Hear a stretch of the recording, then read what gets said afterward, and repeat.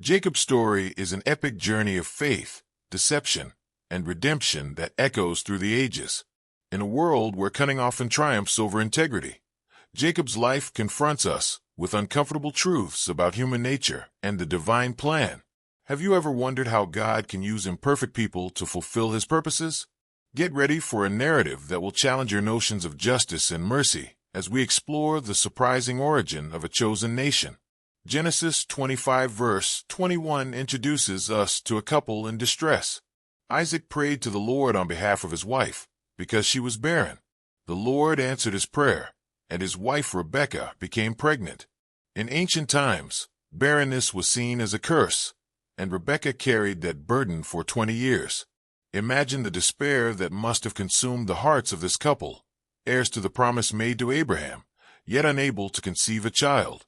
God's answer to Isaac's prayer didn't come without complications. Genesis 25 verses 22 to 23 reveals that the babies jostled each other within her, and she said, "Why is this happening to me?" So she went to inquire of the Lord. The Lord said to her, "Two nations are in your womb, and two peoples from within you will be separated. One people will be stronger than the other, and the older will serve the younger." Rebekah's pregnancy was a foreshadowing of the conflict that would mark not only the lives of her sons, but entire nations. The divine prophecy overturned the natural order of things. The older would serve the younger. From the womb, God was setting a pattern that would challenge human conventions. Genesis 25 verses 24 to 26 narrates the dramatic birth. When the time came for her to give birth, there were twin boys in her womb. The first to come out was red, and his whole body was like a hairy garment, so they named him Esau. After this, his brother came out with his hand grasping Esau's heel, so he was named Jacob. Isaac was 60 years old when Rebekah gave birth to them. The contrast between the twins was evident from birth. Esau, the firstborn, was red and hairy, characteristics that foreshadowed his rugged and impulsive nature. Jacob, on the other hand, was born clutching his brother's heel, a gesture prophetic of his cunning and determined personality. As the boys grew, their differences became more pronounced. Genesis 25 verses 27 to 28 describes how the boys grew up.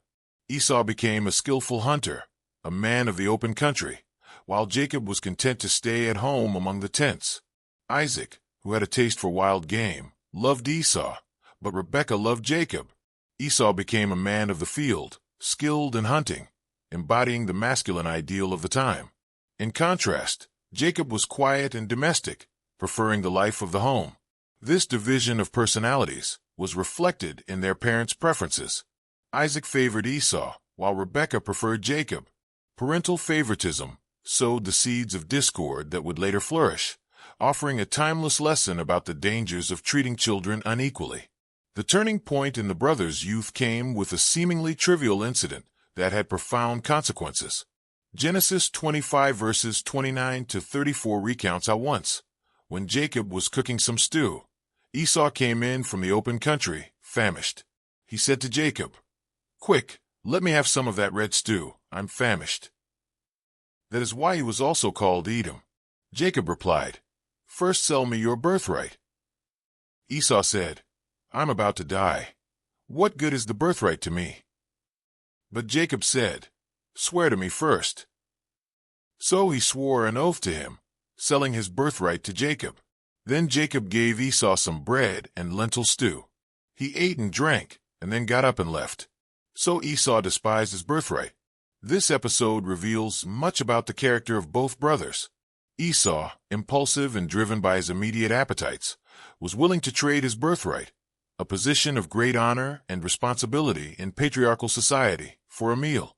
His exaggerated claim of being about to die shows his tendency toward hyperbole and instant gratification. Jacob, on the other hand, displayed calculated shrewdness.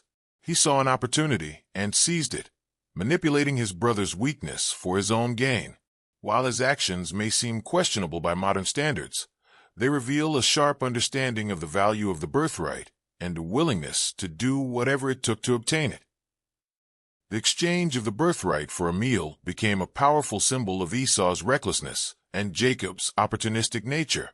The biblical text does not offer explicit moral judgment on Jacob's actions at this moment, but the subsequent narrative will show how this decision shaped the destinies of both brothers and their descendants. The implications of this act were profound. The birthright was not merely a matter of material inheritance. It carried spiritual blessings and the responsibility to lead the family. By despising his birthright, Esau demonstrated a lack of foresight and appreciation for the divine promises made to his ancestors. For Jacob, acquiring the birthright was only the first step in his journey to becoming the heir of God's promises. Though his methods were questionable, his determination to secure divine blessings would be a recurring theme in his life. Genesis 27 verses 1 to 14 takes us to a crucial moment in Isaac's life. When Isaac was old and almost blind, he called for his older son Esau and said, "My son." "Yes, father," he answered. Isaac said, "I am old and do not know the day of my death. Now take your weapons, your bow and your quiver, and go out to the field to hunt game for me.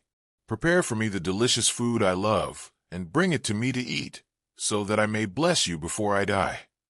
Isaac's old age and blindness created a scene of urgency and vulnerability.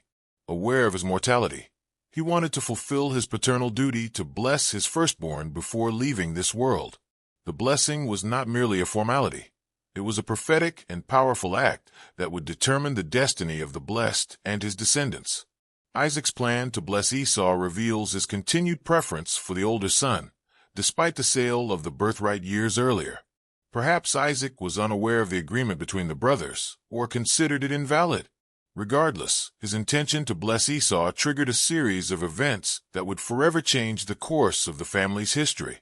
Genesis 27 verses 5 to 10 introduces Rebekah's strategy to favor Jacob. Now Rebekah was listening when Isaac spoke to his son Esau. So when Esau went to the field to hunt for game, Rebekah said to her son Jacob, "I heard your father say to your brother Esau, 'Bring me game and prepare me the delicious food to eat, so that I may bless you in the presence of the Lord before I die.' Now, my son, listen to me as I command you. Go to the flock and bring me 2 choice young goats, so that I can prepare some delicious food for your father, the kind he loves. Then take it to your father to eat, so he may bless you before he dies." Rebekah's plan was bold and risky.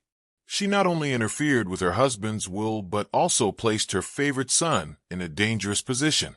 Her actions reflect a complex mix of motives: the desire to see God's prophecy fulfilled that the older will serve the younger, her preference for Jacob, and possibly her belief that Jacob was more suited to lead the family. The preparation of the stew was just the first step